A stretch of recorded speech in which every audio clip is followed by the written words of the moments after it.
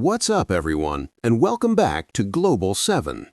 While the world watches the horizon for incoming missiles, the true destruction of the Iranian regime is radiating outward from its very core. We're witnessing a historic inversion of power, where the traditional guardians of the state have transformed into its primary internal antagonists. The structural integrity of the Islamic Republic is no longer being challenged by street chants, but by the shattering of its military and intelligence hierarchy.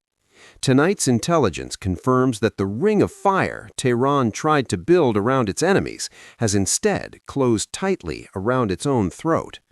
In Washington, the final pieces of a massive logistical puzzle have clicked into place following President Trump's recent mobilization orders to the Pentagon.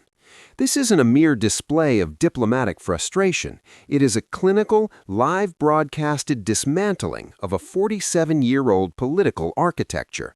The psychological fortress Khamenei built over decades is crumbling as high-ranking officials realize their safest bunkers offer no protection from betrayal. Current field reports suggest that the Revolutionary Guards have abandoned their external mandates to hunt for ghosts within their own ranks. There is a profound sense of irony in seeing a regime that exported terror now paralyzed by a domestic witch hunt of unprecedented scale.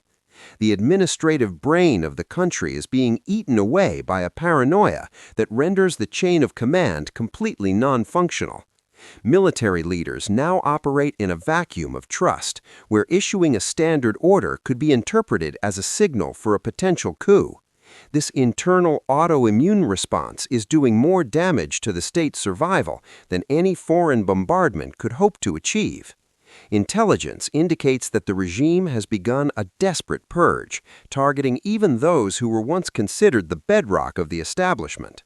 The names filling recent arrest warrants include veteran figures like Ibrahim Asgharzadeh and Mohsen Aminzadeh, symbols of the state's historical memory. By labeling these institutional pillars as foreign assets, the leadership is effectively lobotomizing its own bureaucratic intelligence. This frantic search for moles proves that the leadership has lost all confidence in the secrecy of its most private deliberations. The belief that Western and Israeli intelligence agencies have reached the supreme leader's inner sanctum has triggered a total system failure. In cities like Zahedan, the manifestation of this fear is visible in the form of a suffocating, hyper-militarized police state presence. Streets such as Mustafa Street have been transformed into labyrinths of concrete barriers and heavily armed checkpoints. These fortifications are not built to project strength toward the border, but to shield the regime from the very mosques it once claimed to lead. The psychological turning point for the security forces was the emergence of a viral video featuring a man named Jawad Siddiqui. Siddiqui was not a disillusioned civilian, but a seasoned operative of the Yegan-e Vijay, the elite unit designed for brutal suppression. Standing before the camera, he discarded his uniform, a garment once synonymous with absolute loyalty, and branded it a symbol of national disgrace. His message was a devastating indictment of the regime's strategy of turning soldiers into executioners of their own families. By calling for a return to nationalist and monarchist ideals, Siddiqui struck at the ideological heart of the military's founding principles. This defection is not an isolated incident of cowardice. It represents a fundamental shift in the moral calculations of the Iranian elite. Following his lead, anonymous members of the police force have begun documenting their own acts of passive and active resistance. One unidentified officer recently released a recording urging citizens to maintain their presence in the public squares. These officers are no longer viewing themselves as shields for the mullahs, but as a cleansing force waiting for the right moment to pivot. The mention of Arba'in as a potential flashpoint for mass military defection suggests a coordinated plan for institutional sabotage. While the internal pillars collapse, Iran's external strategic depth has evaporated with a cold-blooded betrayal from the Kremlin. Tracking data shows a frantic exodus of Russian technical experts and nuclear engineers from the Bushehr nuclear facility via private jets. Moscow's decision to pull its personnel signals to the international community that they will no longer provide a human shield for Tehran. This silent exit leaves the crown jewel of Iran's nuclear ambitions entirely vulnerable to preemptive strikes from the air. The Russian-made air defense systems, once thought to be a guarantee of sovereignty, are now useless without their foreign operators. It appears that at the first sign of a genuine American military commitment, Russia opted to protect its assets rather than its ally. Furthermore, the regime has effectively pawned the nation's digital sovereignty to the Chinese Communist Party in exchange for survival tools. Citizens in Tehran and Damavand have reported hearing Chinese-language automated messages when attempting to use their own phone lines. This suggests that the very infrastructure of Iranian communication is now being managed by algorithms and technicians in Beijing. By handing over the admin passwords of the country to a foreign power, the mullahs have turned Iran into a technological colony. This digital occupation is arguably more permanent than any military presence, as it embeds foreign control into the nation's nervous system. The regime's total reliance on Chinese surveillance tech proves they no longer trust their own engineers to keep the population in check. Meanwhile, the American military buildup in the region has reached a level of intensity that dwarfs the lead-up to the 2003 Iraq campaign. The deployment of B-52 Stratosphere bombers to Qatar is a specific message regarding the vulnerability of underground bunkers like Fordo. These massive aircraft are the only platforms capable of delivering the ordnance required to reach the regime's deepest shelters. The speed of this mobilization, completed in 3 weeks rather than 6 months, has caught the Iranian leadership completely off guard. Seeing half of the entire U.S. C-17 transport fleet in the Middle East confirms that this is a full-scale logistical preparation for a new reality. You do not move that much heavy lift capacity unless you are preparing for a comprehensive and sustained ground-level transformation. The narrative of unity pushed by state media is daily refuted by the sound of handcuffs clicking in the corridors of the Ministry of Interior. We are watching a scorpion's nest dynamic where the elite are devouring one another in a frantic attempt to find a scapegoat for their failure. The arrest of reformist figures like Azar Mansouri indicates that the regime is clearing the board of anyone who might offer a moderate alternative. By treating its own bureaucrats as American agents, the leadership is effectively admitting that its system of governance is a total fiction. The military hierarchy is no longer a pyramid of authority. It is a fractured collection of individuals terrified of their own shadows. Every checkpoint in Zahedan is a monument to the regime's realization that they have lost the consent of the governed.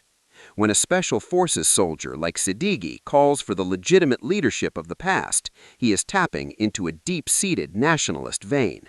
The ideological glue that held the Revolutionary Guards together has been replaced by a desperate, individualistic instinct for self-preservation. The mole hunt has become a self-fulfilling prophecy as the purges create more enemies within the system than they actually catch.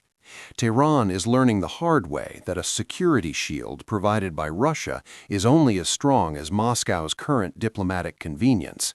Bushehr, once a symbol of Iranian defiance, has been reduced to a static target in a shifting geopolitical landscape.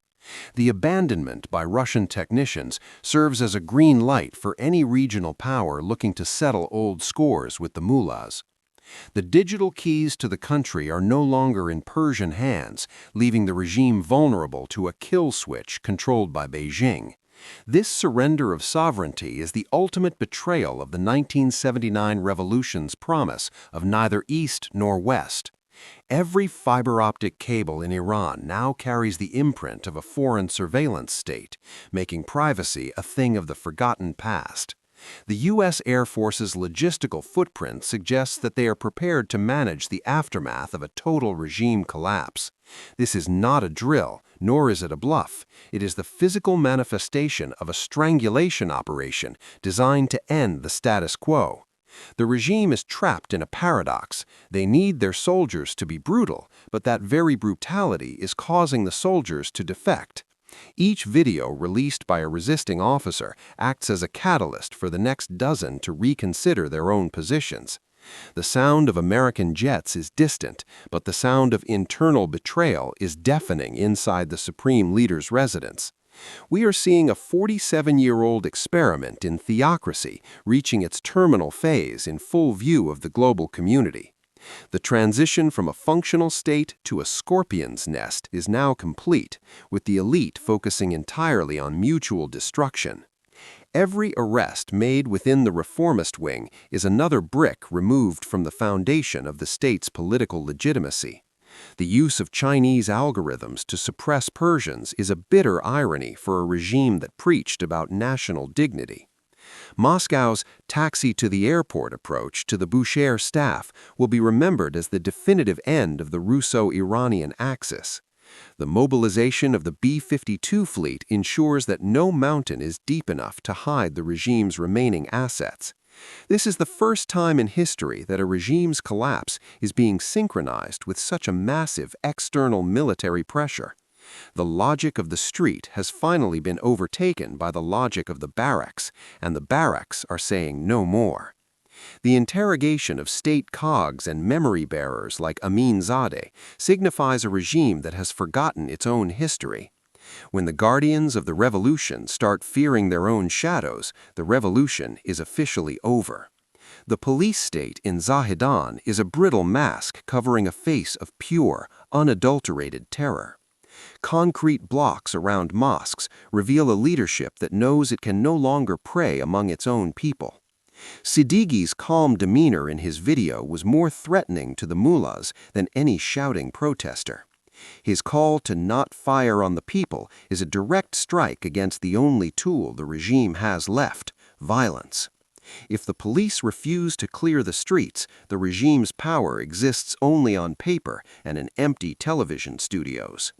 The digital invasion ensures that even if the mullahs stay in power, they will only be managers of a Chinese province. The speed of the Trump administration's mobilization has removed the regime's ability to stall or negotiate. Half of the C-17 fleet translates to a capability that can move an entire civilization's worth of military hardware in days. The strangulation is occurring on three fronts: the moral, the strategic, and the technological. There is no escape route when your allies have left and your own guards are recording videos of resistance. The mole hunting paralyzes decision-making at a time when seconds and minutes determine the survival of the state. Every hour, the circle of trust around Khamenei shrinks, leaving him isolated in a fortress of his own making.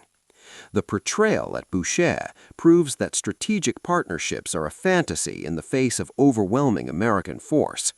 The automated Chinese voices on the phone lines are the new sound of the state in a post-sovereign Iran. Military experts agree that the current deployment is designed for a finish-the-job scenario, not a message-sending one.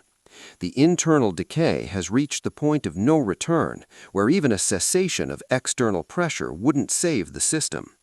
The clinking of handcuffs is the most honest report coming out of Tehran today. The elite are no longer fighting for the regime, they are fighting for a life in the lifeboats. Siddiqui's uniform, once a document of pride, is now the uniform of the end. The anonymous police officer's promise of cleansing is a terrifying prospect for the corrupt mullahs. We are witnessing the mathematical end of a political era, calculated in sorties, arrests, and defections. The digital nervous system of Iran is now a weapon used against its own administrators. Russia's exit was not a withdrawal, it was a surrender of their interest in Iran's nuclear future. The B-52s in Qatar are simply the exclamation point at the end of a very long sentence. Paranoia has become the only currency in the corridors of power, and its value is plummeting. The streets of Zahedan are a preview of what a panicked, dying regime looks like in its final hours. The scorpion's nest is finally empty of anything but the scorpions themselves. No amount of state media propaganda can drown out the silence of an army that refuses to march.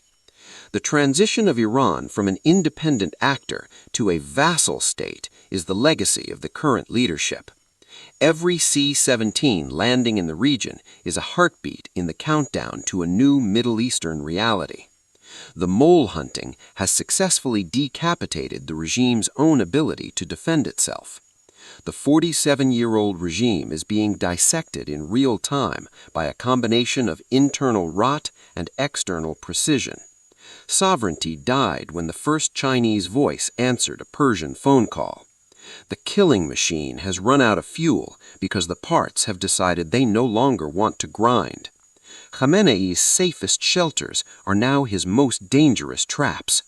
The world is watching a live-action autopsy of a failed state. The strangulation is nearly complete. The air is thin and the exits are barred. History will record this not as a conquest, but as an implosion. The final sound of the Islamic Republic will be the rustling of the very purge lists intended to save it. In the end, it was not a foreign army that broke the regime, but the weight of its own lies and the desertion of its friends. As the sun sets over Tehran, the shadows are no longer cast by the minarets, but by the closing wings of a new era. The final act of this tragedy is no longer a question of if, but how quickly the remaining pieces will fall into the dust of history.